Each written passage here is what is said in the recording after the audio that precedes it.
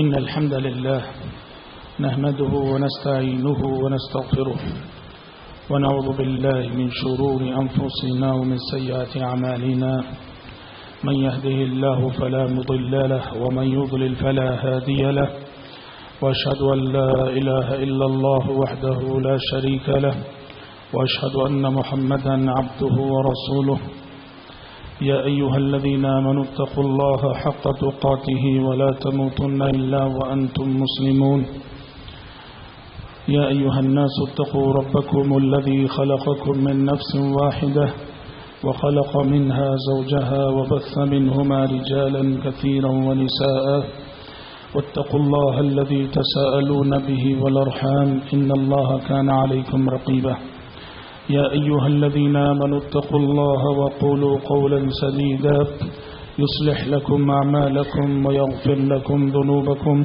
ومن يطع الله ورسوله فقد فاز فوزا عظيما أما بعد فإن خير الحديث كتاب الله وخير الهدي هدي محمد صلى الله عليه وسلم وشر الأمور محدثاتها وكل محدثة بدعة وكل بدعة ضلالة وكل ضلالة في النار أعوذ بالله السميع العليم من الشيطان الرجيم من همزه ونفخه ونفسه ولقد خلقنا الإنسان ونعلم ما توسوس به نفسه ونحن أقرب إليه من حبل الوريد إذ يتلقى المتلقيان عن اليمين وعن الشمال قعيد ما يلفظ من قول إلا لديه رقيب عتيد وجاءت سكرة الموت بالحق ذلك ما كنت منه تحيد ونفخ في الصور ذلك يوم الوعيد وجاءت كل نفس معها سائق وشهيد لقد كنت في غفلة من هذا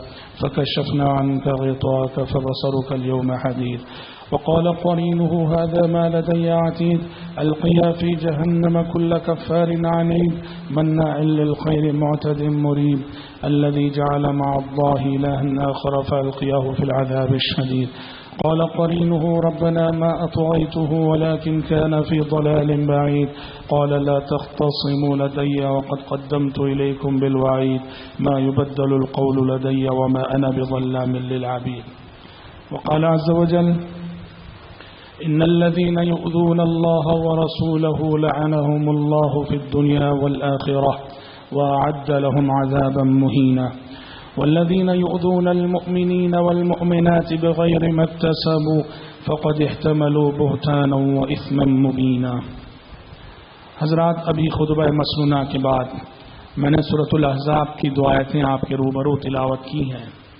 اللہ تبارک و تعالیٰ کا ان دو آیتوں میں ارشاد ہوا کہ ان الذین یؤذون اللہ ورسولہ، یقیناً جو لوگ اللہ کو تکلیف دیتے ہیں اور اللہ کے رسول کو تکلیف دیتے ہیں، لعنہم اللہ فی الدنیا والآخرہ، ایسے لوگوں پر دنیا میں بھی اللہ کی لعنتیں ہیں، آخرت میں بھی ایسے لوگوں پر اللہ کی لعنتیں ہیں. وَأَعَدَّ لَهُمْ عَذَابًا مُهِينًا، اور ایسے لوگوں کے حق میں اللہ نے رسوا کن عذاب تیار کر رکھا ہے.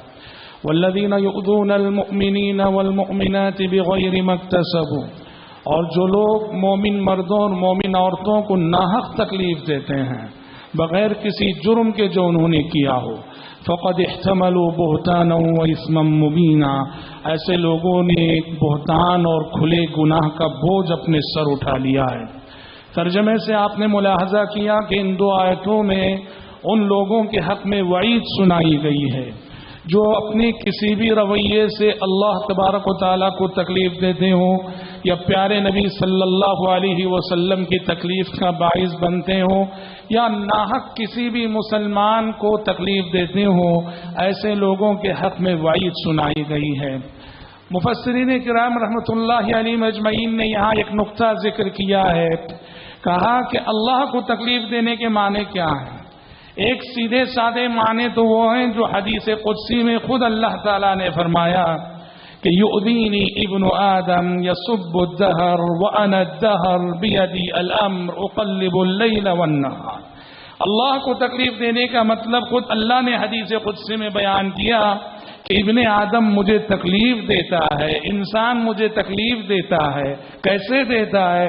کہ وہ زمانے کو گالی دیتا ہے، موسموں کو برا بھلا کہتا ہے، حالانکہ میں ہی زمانہ ہوں، اور میں ہی زمانہ کا مطلب زمانے کا پیدا کرنے والا میں، زمانے کا چلانے والا میں ہی زمانہ ہوں۔ زمانے کو گالی دینا اللہ کو گالی دینے کے برابر، موسم کو برا بھلا کہنا اللہ کو برا بھلا کہنے کے برابر۔ اسی لیے کہا بیدی الامر، سارے معاملات میرے ہاتھ میں ہیں، میرے اختیار میں ہیں۔ اقلب اللیل والنہار، دن اور رات کا تغیر اور دن اور رات کا رد و بدل یہ میرے حکم سے ہوتا ہے، میرے اختیار سے ہوتا ہے۔ تو اللہ کو تکلیف دینے کا ایک پہلو یہ ہوا کہ انسان زمانے کو گالی دے، وقت کو گالی دے، موسم کو برا بھلا کرے۔ بعض مفسرین نے یہ نقطہ بھی ذکر کیا ہے، اللہ کو تکلیف دینے کا ایک پہلو یہ بھی ہے کہ اس کے بندوں کو تکلیف دی جائے۔ اس کے بندوں کو تکلیف دینا اللہ کو تکلیف دینے کے برابر ہے۔ کہا وہ کیسے؟ کہا جیسے اگر کوئی بھوکا ہے ہم اسے نہیں کھلا رہے ہیں، کوئی پیاسا ہے ہم اسے نہیں پلا رہے ہیں، کوئی بیمار ہے ہم اس کی عیادت نہیں کر رہے ہیں، تو کل حشر کے میدان میں ہم سے یہ سوال ہوگا کہ اللہ کہے گا میں بھوکا تھا تو نے مجھے کھلایا نہیں، میں پیاسا تھا تو نے مجھے پلایا نہیں، میں بیمار تھا تو نے میری عیادت نہ کی۔ بندوں کے نہ کھلانے کو، بندوں کے نہ پلانے کو، بندوں کی عیادت نہ کرنے کو اللہ رب العالمین کل حشر کی عدالت میں یوں تعبیر فرمائے گا کہ میں بھوکا تھا، میں پیاسا تھا، میں بیمار تھا۔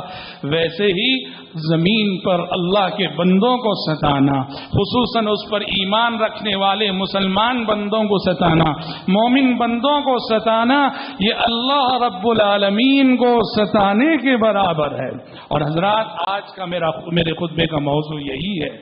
شریعت مطہرہ نے اس سلسلے میں جو تعلیمات دی ہیں، کتاب و سنت میں اس سلسلے میں جو رہنمائی آئی ہے کہ کوئی انسان کسی انسان کی تکلیف کا باعث نہ بنے، زندگی یوں گزاری جائے کہ ہم سے کبھی کسی کو تکلیف نہ پہنچے، نہ ہمارے اپنوں کو، نہ غیروں کو، نہ والدین کو، نہ اولاد کو، نہ بیوی کو، نہ شوہر کو، نہ بھائی بہنوں کو، نہ اڑوس پڑوس کو، نہ دوست و احباب کو، نہ ملنے جلنے والوں کو۔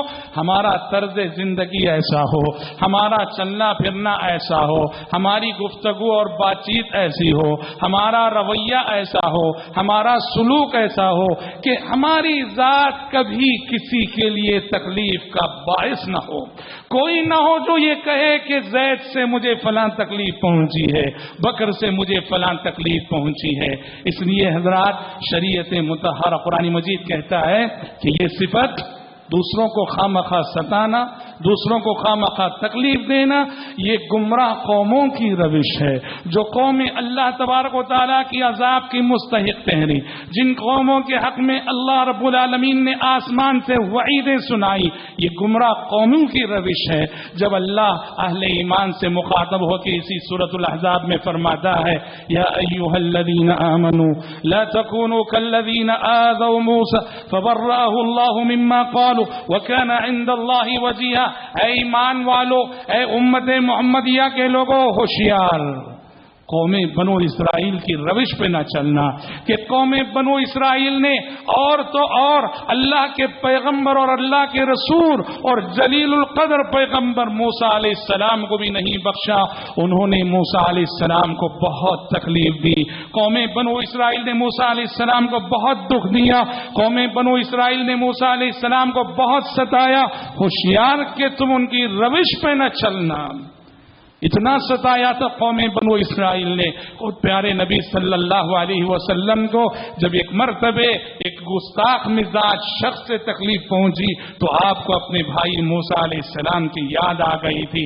جب آپ کو رنج ہوا ایک شخص کے رویے سے تو آپ نے موسیٰ علیہ السلام کو یاد کرتے ہوئے کہا رحم اللہ موسیٰ لقد اوذی فی اللہ اکثر من ھذا فصبر علی ذلک، کہ اللہ کی رحمت ہو میرے بھائی موسیٰ پر، انہیں تو ان کی قوم بنو اسرائیل نے اس سے زیادہ ستایا، اس سے زیادہ دکھ دیے، پر انہوں نے اللہ کی خاطر ہمیشہ صبر کیا۔ تو پتہ چلا دوسروں کو خواہ تکلیف دینا یہ معذب اور گمراہ قوموں کی روش ہے، اور پیارے نبی نے حدیث میں اسے علامت نفاق قرار دیا ہے، منافقانہ کردار قرار دیا ہے۔ منافق ہے وہ شخص جو دوسرے مسلمانوں کی تکلیف کا باعث بنتا ہو، منافق ہے وہ شخص جو دوسرے مسلمانوں کو کسی بھی رویے سے تکلیف دیتا ہو. چنانچہ مدینے کے معاشرے میں جہاں منافقین رہ رہ کر کوئی شوشہ چھوڑتے تھے، پیارے نبی کو دکھ دینے کے لیے، اہل ایمان کو ستانے کے لیے، پیارے نبی نے ایک مرتبہ مخاطب ہو کے فرمایا اس طبقے سے، یا معشر من آمن بلسانہ ولم يفض الایمان الى قلبه لا تؤذوا المسلمین. آپ نے فرمایا کہ اے وہ لوگوں جن کی صرف زبان مسلمان ہے، جو صرف زبان کے مسلمان ہیں اور ان کے دل ایمان سے خالی اور عاری ہیں، لا تؤذوا المسلمین، اے گمراہ لوگوں مسلمانوں کو تکلیف دو نہ دو، مسلمانوں کی تکلیف کا باعث نہ بنو. پتہ چلا منافق ہے وہ شخص اور نفاق کے کردار کا حامل ہے وہ شخص جس کی زندگی کا طرز ایسا ہے کہ ہمیشہ اس کی ذات سے لوگوں کو تکلیف پہنچتی ہو. مسلمان کی پہچان کیا ہے؟ مومن کی پہچان کیا ہے؟ ایک مسلمان کی پہچان لسان نبوت نے جن الفاظ میں بتائی ہے، پیارے نبی صلی اللہ علیہ وسلم نے ایک مسلمان کا تعارف جن الفاظ میں فرمایا، اور پیارے نبی نے ایک اچھے اور مثالی مومن کا جو انٹروڈکشن فرمایا وہ اسی حوالے سے کہ اس کی ذات سے کبھی کسی کو تکلیف نہیں پہنچتی. اس کے گاؤں سے پوچھ لو، اس کی جماعت سے پوچھ لو، اس کے محلے والوں سے پوچھ لو، اس کی برادری سے پوچھ لو، ساری برادری کہے گی یہ اللہ کا فرشتہ ہے، اس نے کبھی کسی کو ستایا نہیں ہے. کہا سچا مسلمان وہی ہے جو ایسا کردار رکھتا ہو کہ جس کی ذات سے کبھی کسی کو تکلیف نہ پہنچی ہو، اور کوئی نہیں جو اس کی طرف انگلی دکھا کے کہے کہ اس نے مجھے ستایا تھا، اس نے مجھے تکلیف دیا. المسلم من سلم المسلمون من لسانه ويده. پیارے نبی سے پوچھیے مسلمان کون ہے، مسلمان کی شناخت کیا ہے، مسلمان کی پہچان کیا ہے؟ پیارے نبی نے فرمایا مسلمان کو پہچان نہ ہو تو اس معیار پہ پہچانو من سلم المسلمون من لسانه ويده. مسلمان وہ ہے کہ جس کی زبان اور ہاتھ سے ہمیشہ دوسرے مسلمان محفوظ رہیں. مسلمان کبھی دوسروں کو نہ اپنی زبان سے تکلیف دیتا ہے نہ اپنے ہاتھ سے تکلیف دیتا ہے. مطلب یہ نہ وہ گالی گلوچ کرتا ہے، نہ وہ برا بھلا کہتا ہے، نہ وہ تحقیر و تذلیل کرتا ہے، نہ وہ طعنے دیتا ہے، اور نہ ہی کسی کو ناحق مارتا ہے، ناحق کسی پہ حملہ کرتا ہے. ہرگز نہیں. من سلم المسلمون من لسانه ويده. اور دوسری حدیث میں آپ نے فرمایا مومن کون ہے؟ مومن کا تعارف کراتے ہوئے فرمایا المؤمن من امن الناس بوائقه. مومن وہ ہے جس کی تکلیفوں سے سارے لوگ محفوظ رہیں، وہ اپنی ذات سے کبھی کسی کو تکلیف نہیں دیتا، وہ مومن ہے. غور کیجئے گا، مسلمان کا تعارف بھی امن کے حوالے سے، مومن کا تعارف بھی امن کے حوالے سے کہ مسلمان وہ ہے جو دوسروں کو تکلیف نہیں دیتا، مومن وہ ہے جو دوسروں کو تکلیف نہیں دیتا. تکلیف کیسے ہم پہنچاتے ہیں دوسروں کو؟ ہم جو دوسروں کو تکلیف دیتے ہیں، ہم سے جو دوسروں کو تکلیف پہنچتی ہے، کبھی ہماری زبان سے، کبھی کیا زیادہ تر زبان سے، ہم اپنی زبان سے دوسروں کو تکلیف دیتے ہیں، ہم اپنی وعدہ خلافی سے دوسروں کو تکلیف دیتے ہیں، ہم اپنے جھوٹ سے دوسروں کو تکلیف دیتے ہیں، ہم اپنی گفتگو سے دوسروں کو تکلیف دیتے ہیں، ہم اپنے شور اور ہنگامے سے دوسروں کو تکلیف دیتے ہیں، ہم اپنی گالی سے دوسروں کو تکلیف دیتے ہیں، ہم اپنے طعنوں سے دوسروں کو تکلیف دیتے ہیں، ہم اپنی خیانت سے دوسروں کو تکلیف دیتے ہیں، ہم ہماری بے ایمانی سے دوسروں کو تکلیف دیتے ہیں، ہم اپنی بے وفائی سے دوسروں کو تکلیف دیتے ہیں، ہم اپنی غداری سے دوسروں کو تکلیف دیتے ہیں، ہم حضرات اپنے رویے سے تکلیف دیتے ہیں، اپنی بدسلوکی سے تکلیف دیتے ہیں، ہماری ایک ایک ادا سے اللہ کے بندوں کو تکلیف پہنچتی ہے. آپ کو معلوم ہونا چاہیے شریعت نے کتنا حساس مزاج اس سلسلے میں عطا کیا کہ ہماری ذات سے دوسروں کو تکلیف نہ پہنچے اس کا کتنا لحاظ رکھنا ہے. ایک حدیث میں آپ نے فرمایا کہ لوگوں بازار سے اگر گزرنا ہو تو نیزہ لے کے نہ گزرو. نیزہ جس کی تیز دھاری دار امی ہوتی ہے. آپ نے کہا بازار میں ازدحام ہوتا ہے، بھیڑ ہوتی ہے، ایسی چیزیں جو دھاری دار چیزیں ہیں یہ بازار سے لے کے نہ گزرو کہ وہ ناحق کسی کو چھپ نہ جائے، کسی کو تکلیف نہ ہو جائے. اور اگر ضروری ہے گزرے بغیر کوئی چارہ نہیں، اس کی دھار پہ ہاتھ رکھ لو، اس کے پھل کو پکڑ لو تاکہ وہ کسی کو چھپنے نہ پائے. دیکھو شریعت نے کتنا حساس مزاج عطا کیا. ایک حدیث میں آپ صلی اللہ علیہ وسلم نے فرمایا لا يحل لأحدكم أن يأخذ عصا أخيه وفي رواية لا يحل لأحدكم أن يأخذ متاع أخيه. تم میں سے کسی کے لیے جائز نہیں کہ وہ اپنے بھائی کی لاٹھی لے لے. لاٹھی یعنی عصا جو انسان اپنے ہاتھ میں رکھتا ہے.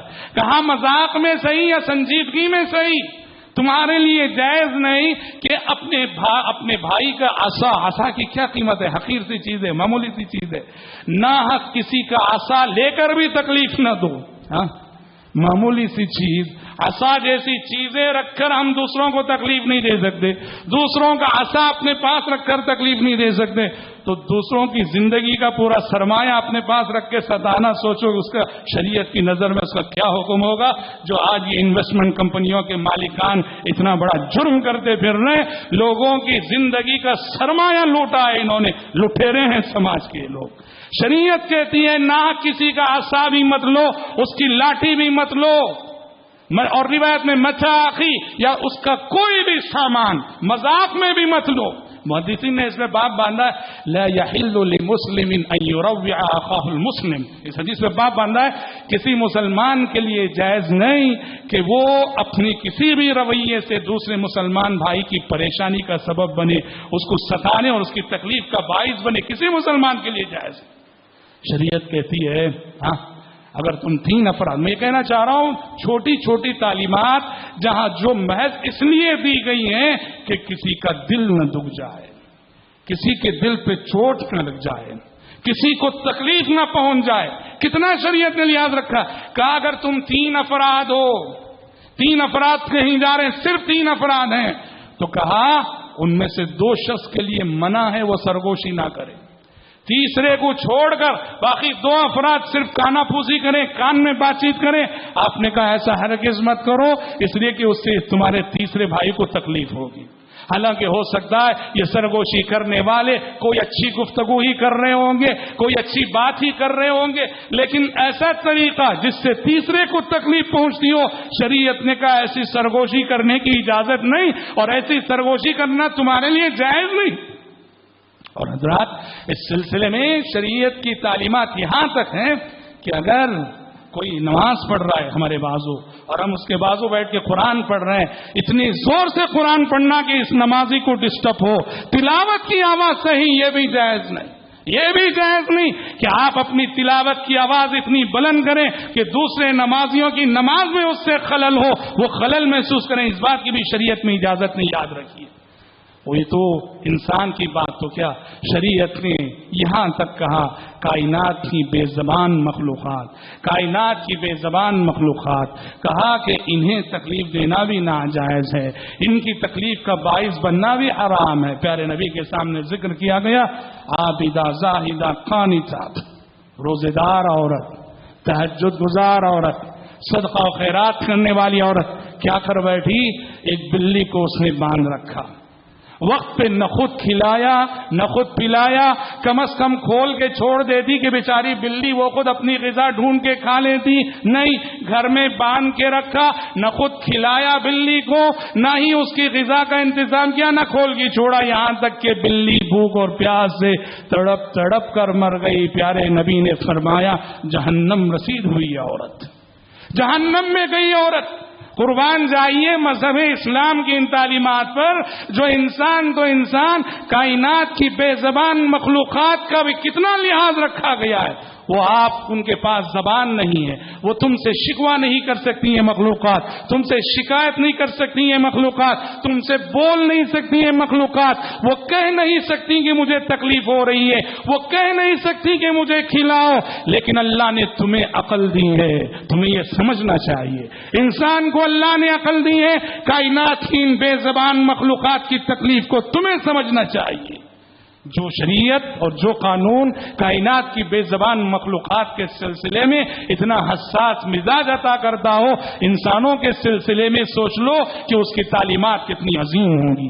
حضرات، ایذا رسانی، دوسروں کو تکلیف دینا، دوسروں کو ستانا، دوسروں کو دکھ دینا، دوسروں کی تکلیف کا باعث بننا، دوسروں کو شکایت کا موقع دینا، یہ اتنی بری بلا ہے کہ یہ کرنے سے انسان کا ایمان ناقابل اعتبار ہو جاتا ہے.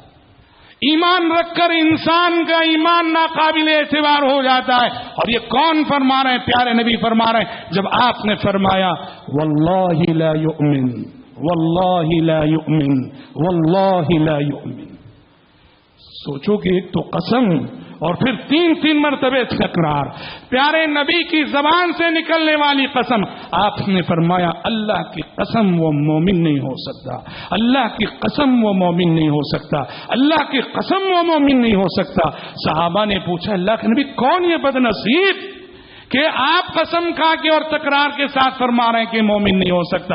آپ نے فرمایا الذی لا یأمن جارہ بوائقہ، وہ شخص کہ جو اپنے پڑوس کو ستاتا ہے، اپنے پڑوس کو تکلیف دیتا ہے اور جس کا پڑوسی اس کی تکلیفوں سے محفوظ نہ ہو. کتنی بڑی بات ہے. دیکھو ایمان کی نفی فرما رہے ہیں پیارے نبی، یعنی مطلب یہ کہ وہ اچھا مسلمان نہیں ہے، اس کا ایمان ناقابل اعتبار ہے، منافقانہ کردار کا وہ حامل ہے. پیارے نبی نے قسم کھا کے فرمایا اس کا ایمان ناقابل اعتبار.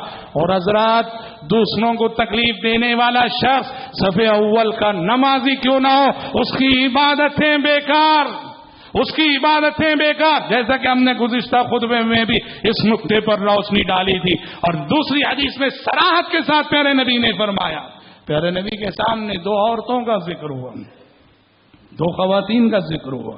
ایک کے بارے میں کہا گیا وہ ذرا نفل نماز فرض نمازیں پڑھ لیتی ہے، فرض نمازیں پڑھنے کے بعد چھوٹا موٹا صدقہ کر لیتی ہے، پر کبھی اپنی زبان سے کسی کو تکلیف نہیں دیتی، اپنی ذات سے کبھی کسی کو تکلیف نہیں دیتی.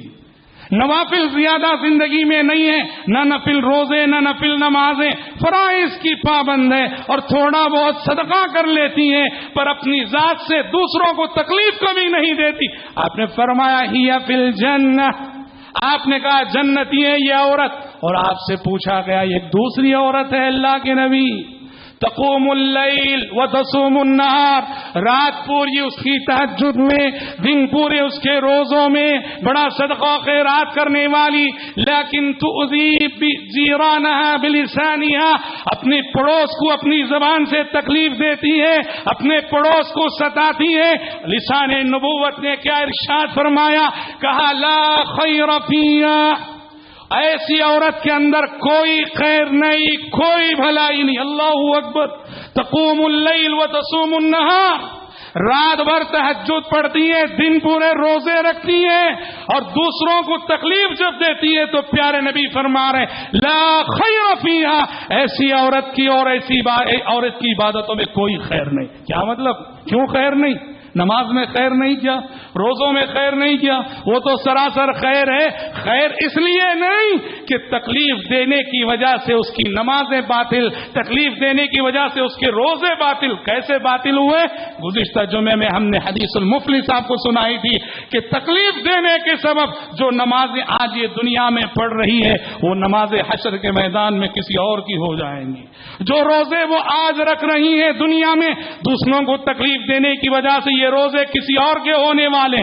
لا خیر فیہا، کہا کہ ایسے کردار میں کوئی خیر نہیں، کوئی بھلائی نہیں. اتنا ہی نہیں، آپ نے فرمایا لا خیر فیہا کہنے کے بعد ہی فی النار، یہ عورت اس کے اندر کوئی خیر نہیں ہے، گرچہ وہ تہجد گزار ہو، گرچہ وہ بڑی صف اول کی یعنی بڑی نفل نمازوں کا اہتمام کرنے والی ہو، لیکن جب وہ دوسروں کی تکلیف کا باعث ہے، اس کی تکلیفوں سے دوسرے محفوظ نہیں ہیں تو کہا ہی فی النار، وہ جہنمی ہے.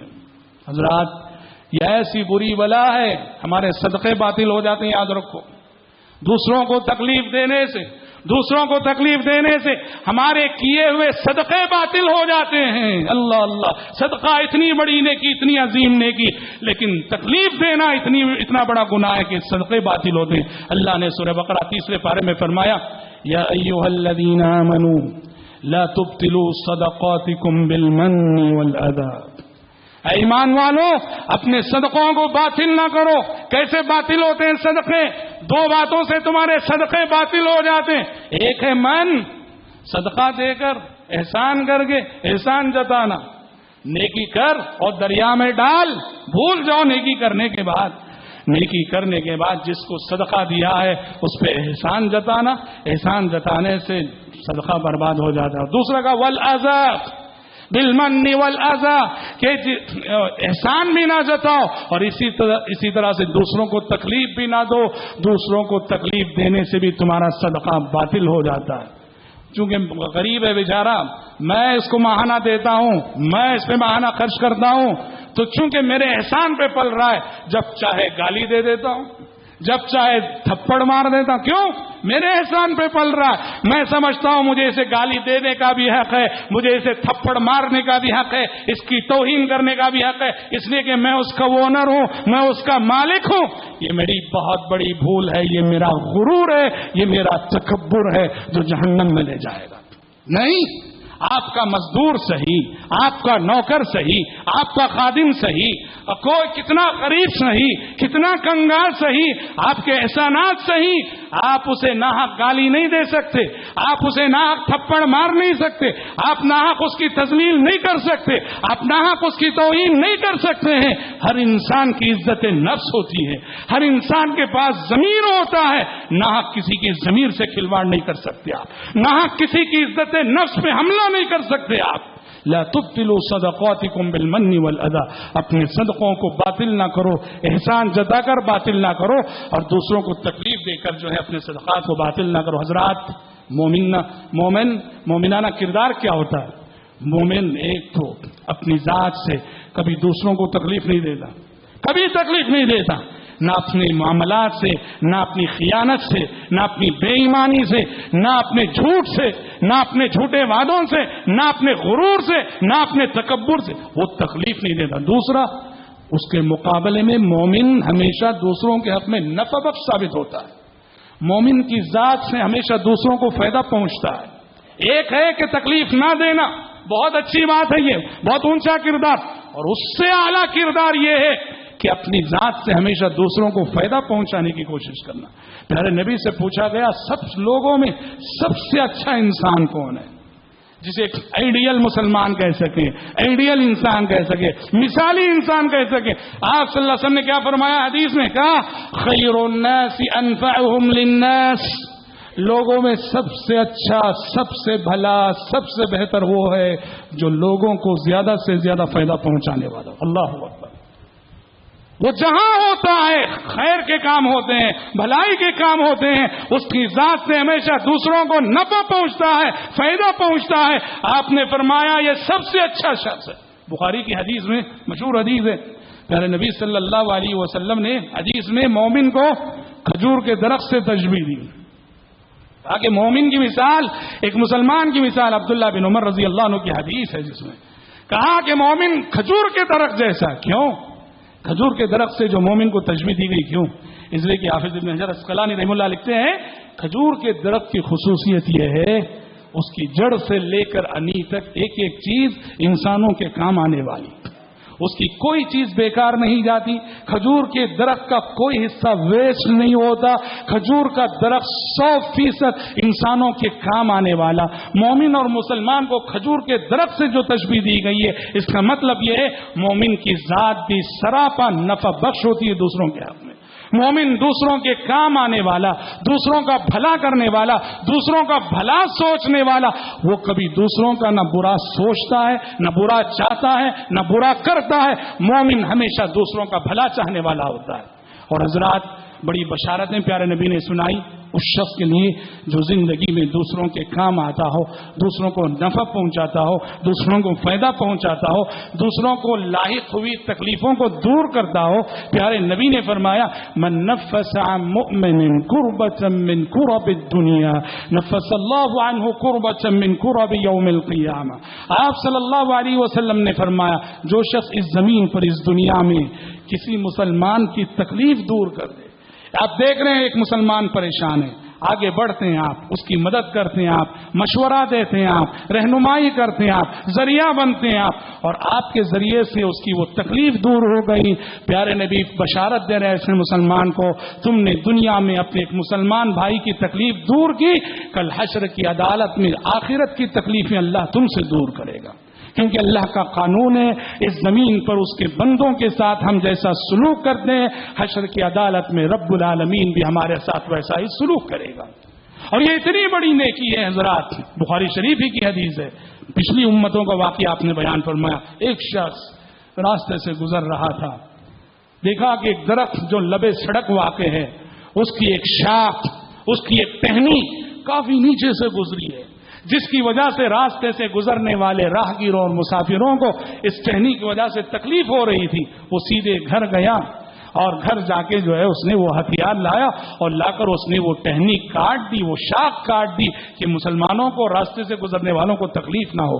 پیارے نبی فرماتے ہیں اللہ رب العالمین کو اس کی یادیں اتنی پسند آئی، اس کا یہ جذبہ خدمت خلق اتنا پسند آیا، دوسروں کے کام آنے کی اس کی صفت اللہ کو اتنی پسند آئی، اللہ نے اس کی اس ایک نیکی کی قدر کرتے ہوئے اس کی زندگی کے سارے گناہ معاف کر ڈالے اور اسے جنت میں بھیج دیا. ایک اور حدیث میں حضرات پیارے نبی صلی اللہ علیہ وسلم فرماتے ہیں، صحیح مسلم کی حدیث ہے، عرضت علی اعمال امتی، عرضت علی اعمال امتی حسنها وسیئها، کہ اللہ تعالی نے مجھے میری امت کے اعمال دکھائے، اچھے اعمال بھی دکھائے، برے اعمال بھی دکھائے. نبی ہوتا ہے، اللہ سے اس کا خاص تعلق ہوتا ہے، منصب نبوت کا تقاضا ہے کہ بسا اوقات وحی الہی غیب کی بعض باتیں پیغمبر کو دکھاتی ہے اللہ کے حکم سے. تو کہا کہ مجھے میری امت کے اعمال دکھائے گئے. فرأیت فی محاسن اعمالها الاذى یمات عن الطریق، کہا کہ میری امت کی جو نیکیاں مجھے دکھائی گئیں ان میں بہت بڑی نیکی میں نے دیکھی، ایک تکلیف دینے والی چیز جسے راستے سے ہٹا دیا جائے. کہا کہ پیارے نبی نے کہا یہ مجھے خاص طور پہ یہ عمل دکھایا گیا، کوئی بھی چیز راہگیر کو تکلیف دینے والی ہو ہم اسے ہٹا کے گزریں. جو شخص ہٹا کے گزرے گا وہ بہت بڑی نیکی کر رہا ہے، چاہے وہ تکلیف دینے والی چیز کوئی کانٹا ہو، کوئی پتھر ہو، کوئی گڑھا ہو، کوئی کانچ ہو، کوئی بھی چیز ہو ہٹا دیں گے آپ. کوئی گاڑی ہے کسی نے ایسے پارک کیا ہے اس کی وجہ سے پوری ٹریفک جام ہو رہی ہے، آپ آگے بڑھتے ہیں اور آپ اسے کلیئر کر دیتے ہیں، ٹریفک کو بہت بڑی نیکی ہے. الاذى یمات عن الطریق. اور پھر آپ نے فرمایا کہ میری امت کے جو گناہ دکھائے گئے اس میں کہ انسان کا بلغم، انسان کا لعاب جو مسجد میں پڑا رہے اور اسے کوئی دفن کرنے کی فکر نہ کرے. حضرات آج ضرورت ہے ہم سب اس حیثیت سے اپنی کردار کا جائزہ لیں کہ کہاں تک ہم اور آپ انسانوں کے حق میں نفع بخش ثابت ہوئے. کہیں ہماری ذات سے تکلیف تو نہیں پہنچ رہی ہے، ہمارے معاشرے ہمارے سماج کو ہم سے شکایت تو نہیں ہے، ہماری زبان سے شکایت تو نہیں ہے، ہمارے معاملات سے شکایت تو نہیں ہے، ہمارے لین دین سے شکایت تو نہیں ہے. جائزہ لیں اور جائزہ لے کر صدق دل سے توبہ کرنے کی کوشش کریں. انجان بوجھ کر اور انجانے میں جو کوتاہیاں ہوئی ہیں اس پر نادم ہو کر اللہ رب العالمین کی جناب میں صدق دل سے توبہ کریں. دعا ہے کہ پروردگار عالم مجھ کہنے والے کو، آپ سننے والوں کو یہ عظیم صفت اپنے اندر پیدا کرنے کی توفیق پر عطا فرمائے. ہم لوگوں کے حق میں نفع بخش بنے اور ہماری ذات سے کبھی کسی کو تکلیف نہ پہنچے، ہم کسی کے دکھ درد کا باعث نہ بنے. اللہم آمین. حضرات اعلان پر میں اپنی گفتگو ختم کرتا ہوں. الحمدللہ ہر مہینے کا ایک جمعہ آپ ڈائلیسس کے مریضوں کو تعاون دیتے ہیں اور آپ کے اس قیمتی تعاون سے ہر مہینہ 205 مریض جس میں مسلمان بھی ہیں غیر مسلم بھی ہیں آپ ان کو قیمتی تعاون حاصل ہوتا ہے. اور ڈائلیسس کی اس آزمائش میں، اس امتحان میں آپ کا یہ قیمتی تعاون ان کے لیے ایک سہارا ہے. تو آج کے خطبے کا چندہ بھی ڈائلیسس کے ان مریضوں کے لیے خاص کیا گیا ہے. 205 مریض ہیں جو ہر مہینہ 4 مینار ٹرسٹ بورڈ سے یہ تعاون حاصل کر رہے ہیں. گزارش ہے کہ اپنے ان مجبور اور مریض بھائیوں کا زیادہ سے زیادہ آپ تعاون کرتے ہوئے جائیں. اللہ تعالیٰ آپ سب کے صدقات و خیرات کو قبول فرمائے. آمین. بارك الله لنا ولكم في القرآن العظيم ونفعنا وإياكم بما فيه من الآيات والذكر الحكيم. إنه تعالى جواد كريم ملك بر رؤوف رحيم رب عليم.